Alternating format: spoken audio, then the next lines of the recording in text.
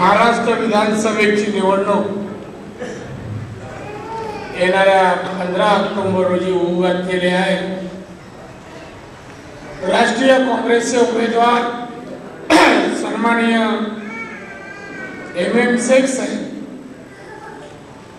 यांच्या प्रचाराला आलो असताना या सभेसाठी उपस्थित असलेले सन्माननीय MM शेख, ॲडव्होकेट सय्यद अक्रमजी, सन्माननीय सुदाम सोनावणे, माजी महापौर सन्माननीय प्रभाकर पाटील,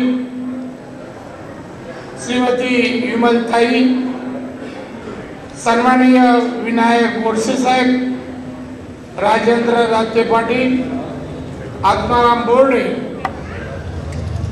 उपस्थित पत्रकार मित्र, उपस्थित बंधू भगिनींनो आणि तरुण मित्र, बांधवांनो, तुम्ही सर्व नशीबवान आहात। तुम्हाला या मतदारसंघासाठी अतिशय चांगले उमेदवार MM शेख यांच्या रूपाने मिळालेले आहेत। महाराष्ट्रामध्ये अनेक वर्षानंतर प्रथमच स्वबळावर प्रत्येक पक्ष निवडणूक लढवत आहे। काही पक्षांना काही मतदारसंघात उमेदवार मिळाले नाही, पण काँग्रेसने मात्र ज्याचा समाजामध्ये सामाजिक कार्य ज्याचं जनहित केलेलं आहे, सामाजिक शैक्षणिक आरोग्य विभागात ज्यांनी काम केलं अशा जणांना उमेदवारी दिली, त्याचा नेम शेख।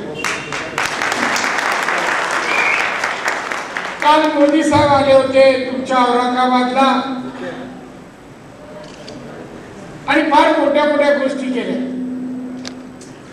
बांधवांनो, त्यांनी 4 महिन्यापूर्वी केलेली भाषण आणि विषय आठवा। 4 महिन्यापूर्वी तेव्हाचे विषय आता नाही आणि आजचे विषय 4 महिन्यांनी असणार नाही।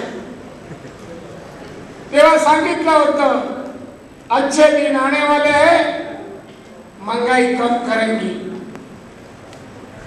राम मंदिर बनाएंगे, अनेक गोष्टी सांगितल्या। आता गेले 3 दिवस महाराष्ट्रात या विषयात काही बोलत नाही। बाबा, काय झालं चांगल्या दिवसाचं? चांगले दिवस का नाही आणले? औरंगाबादला काय फरक पडला का लोकांच्या जीवनात? नाही। महागाई कमी झाली? नाही झाली। 30% महागाई वाढली। भाजीपाला घ्या, कडधान्य घ्या, कोणतेही धान्य घ्या, तेल घ्या, गॅस घ्या, डिझेल घ्या, रेल्वे भाडं घ्या, 30% वाढेल। मग का सांगितलं होतं? त्यांनी सांगितलं होतं महागाई कमी करू, उलट महागाई वाढली। मोदी साहेब, यावेळेला मत मागायला आलात ना, उत्तर द्या, तुम्ही सांगितलेलं का करत नाही? काय बड्या म्हणतात म्हणे, मी अमेरिकेत गेलो, डंका पिटून आलो, हिंदुत्वाचा हिंदुस्थानचा। यापूर्वी का पंतप्रधान गेले नव्हते? अमेरिकेत गेले नाही? सगळे पंतप्रधान अमेरिकेत गेले, स्वतःचा डंका नाही पिटला, नवरात्रात गेले। काय म्हणे, उपवास करणार अमेरिकेला जाऊन, आता इथे उपवास केला काय, अमेरिकेत केला काय, फरक काय सांगा? काय फरक आहे? म्हणे मी हिंदीत बोललो, हिंदीत भाषण केलं। काही गुजराती मंडळी मला भेटली 2-3 दिवसापूर्वी, काही कामानिमित्त आले होते। तो एक म्हणाला, उद्योगपती होता, राणे जी आपने टीवी देखा? बोले किसके बारे में बात कर रहे? मैं मोदी साहब हिंदी में स्पीच दिया।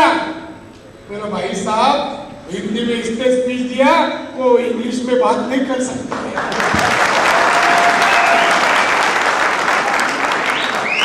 आता हिंदी मध्ये भाषण केलं, इंग्लिश येत नाही आणि कुठे देखो हमारा आदमी जाके वहां जाके हिंदी में बात किया।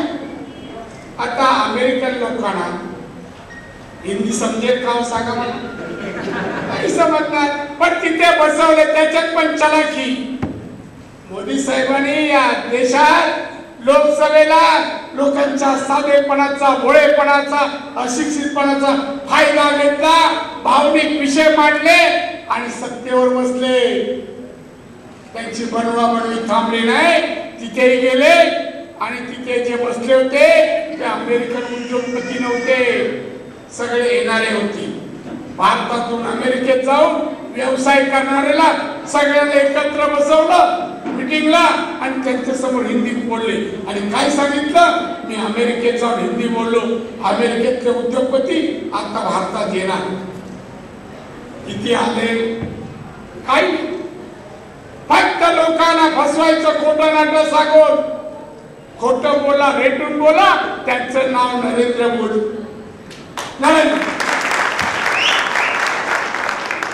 आता नवीन घोषणा विधानसभेला आली बांधव, नवीन घोषणा आली.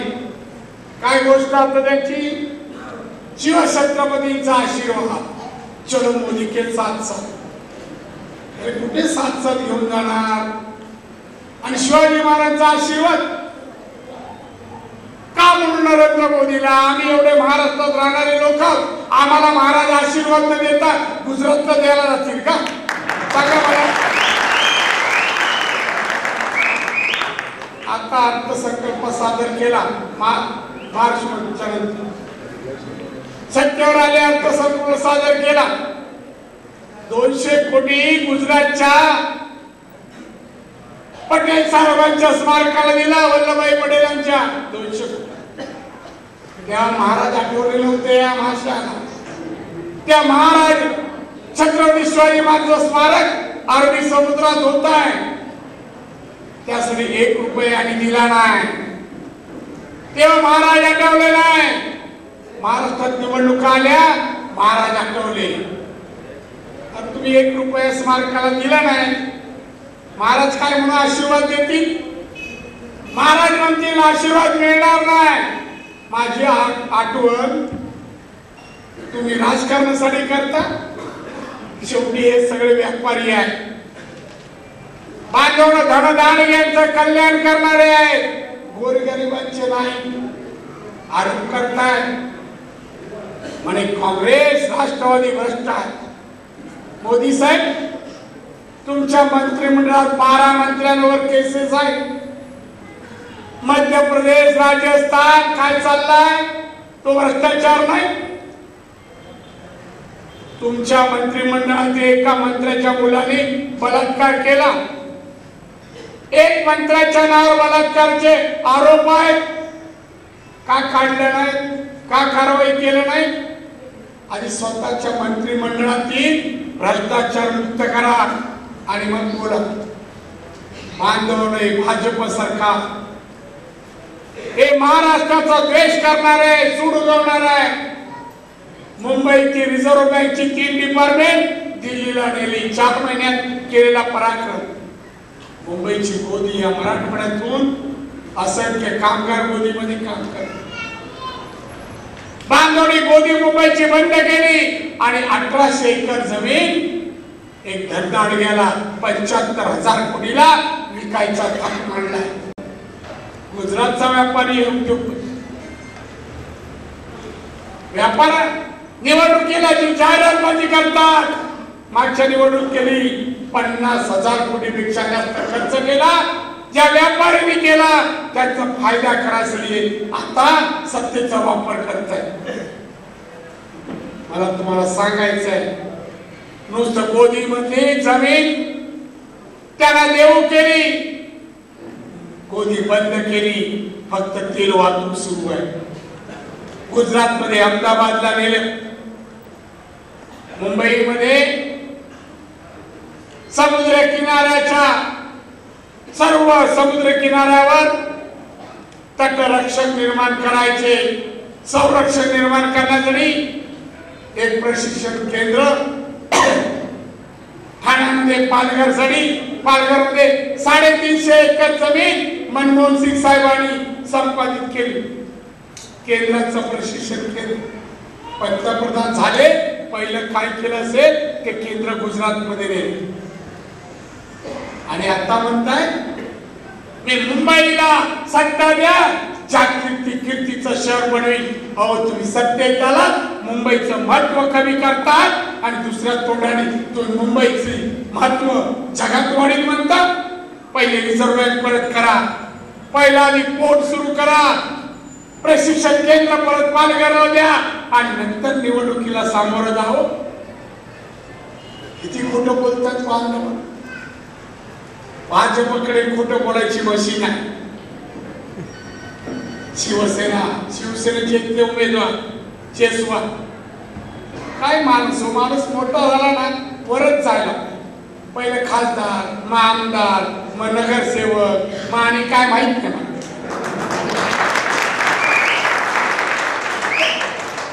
काय काम केलं 5 वर्षात आमदार म्हणून?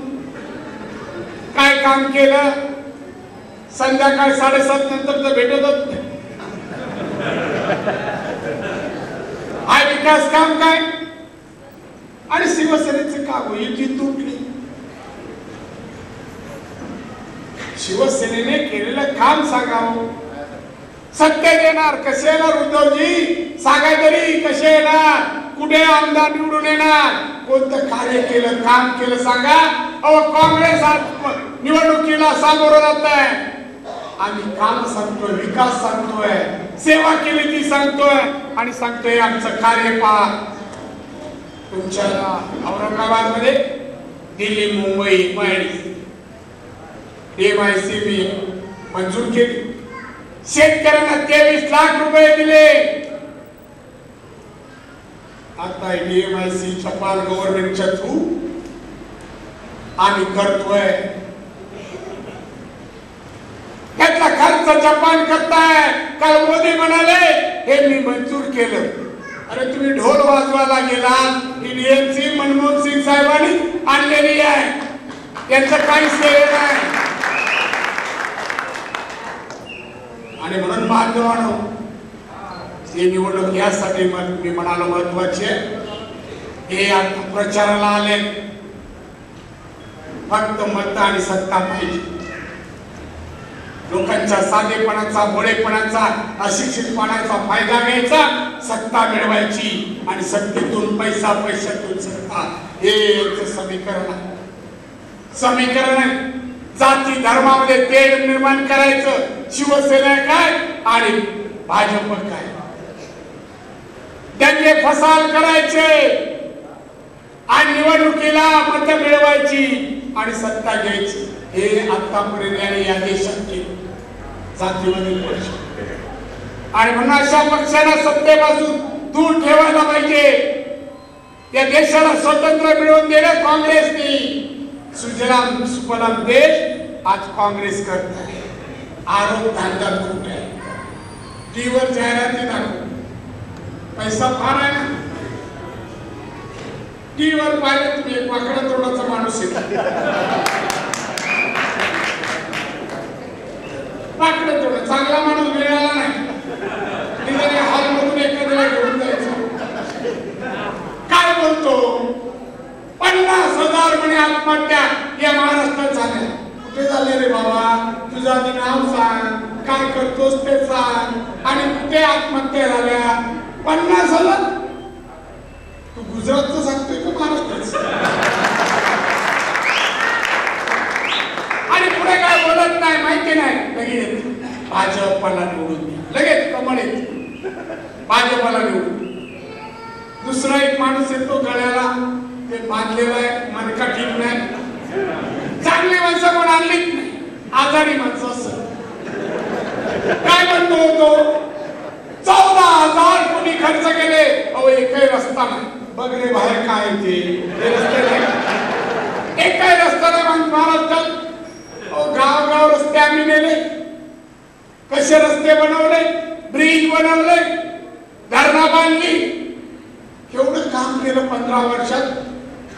गेल्या 50 वर्ष विकास काँग्रेसने केला.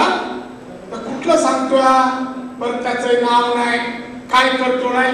फक्त आला बोलला 14,000 कोटी खर्च केले, महाराष्ट्राची वाट लावली. अरे आणि लगेच इथं भाजप कमळ, भाजपला मतदान करा. काय म्हणून मला कळत नाही. जाहिरातीला नाव पाहिजे, गाव पाहिजे, पुरावे पाहिजे, काही नाही बांधत. हे सगळे खोटे प्रचार, खोटे प्रचार आहेत. बदनामी करण्यासाठी आहे.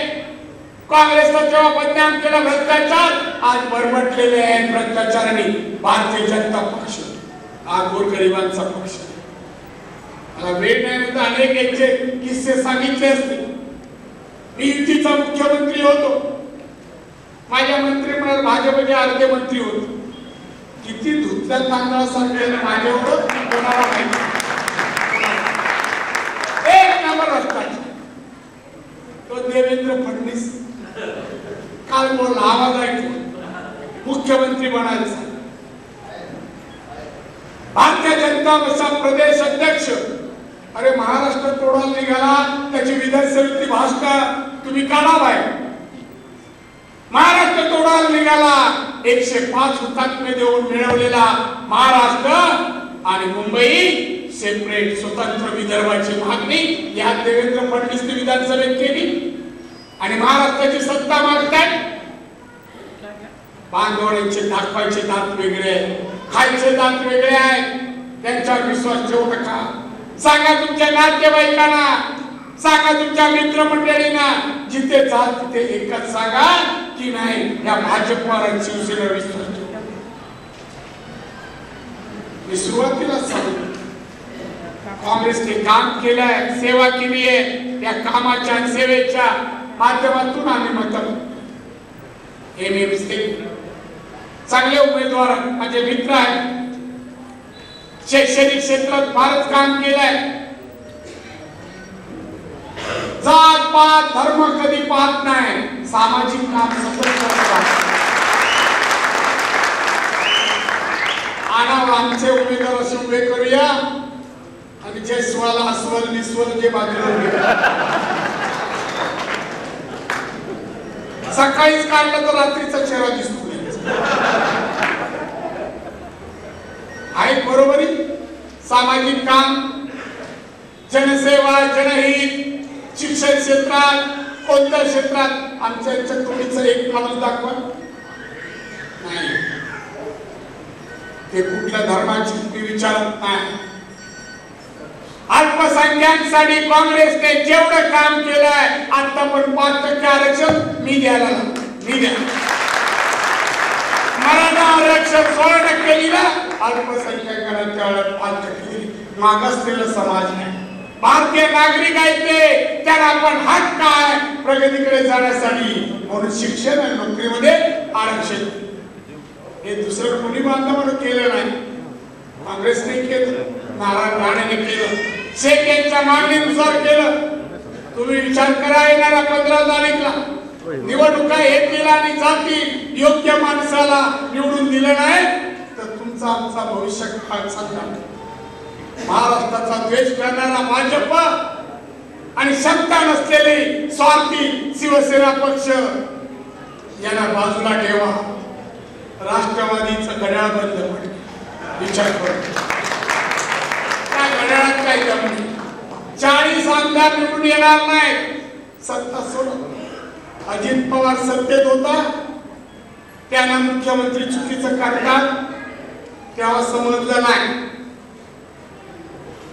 सरकारमधून बाहेर पडले, खाली उतरले, आघाडी तोडली आणि मी मुख्यमंत्री बघा कशा सह्या करताय. चुकीचे बिल्डर लोकांचं काम करतात. नांदलाच ना, नांदला ना आमच्यावर 4 वर्ष.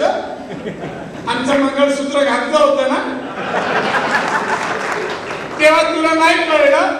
आमच्या संशय तेव्हा नाही दाखवला, तेव्हा आमच्या मांडीला बसवत होता कॅबिनेटला आणि उतरला आणि लागला डरावडाराव करायला. एक कुणीतरी आज पेपर मध्ये वाचलं कळलं नाही. या राष्ट्रवादी पक्षाबद्दल सांगितलं. गावातली शहरातली ओळून टाकलेली माणसं कुठे?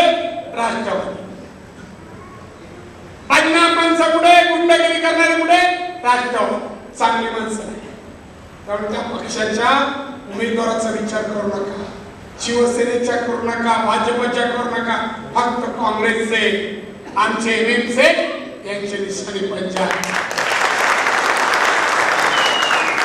पवित्र निशाणी आहे, पवित्र निशाणी आहे. अहो कोणी मदत मागितली हाताने घ्यावी लागते, घड्याळा बाजून मदत नाही. कमळ खाली काय नाही हो, नुसतं तरंगत आहे. आता ते मोदीने पाण्याच्या बाहेर काढलं, किती दिवस राहील मला माहित, पाण्यातच पाहिजे. त्यामुळे कमळाचा विचार करू नका. मी शिवसेना सोडली काय सोडवणी, त्यावेळेला एक काम केलं. शिवसेनेची नसल्याने धनुष्यबाण होती, बाण घेऊन काँग्रेसमध्ये आले. त्याच्यात काय राहिला नाही. धनुष्यबाणामध्ये बाण नसेल तर काही कामाचं. तो बाण घेऊनच मी काँग्रेसमध्ये आलो. निकामी झाली शिवसेना. आणि त्यामुळे विचार करा, एमएमसे यांची पंजाई निशाणी, त्याच्या बाजूचं बटन दाबा आणि शेख साहेबांनी निवडून देऊन तुमची सेवा करण्याची, विकास करण्याची संधी द्या अशी आशा व्यक्त करतो. वेळ हवा इथेच थांबतो. जय हिंद, जय महाराष्ट्र.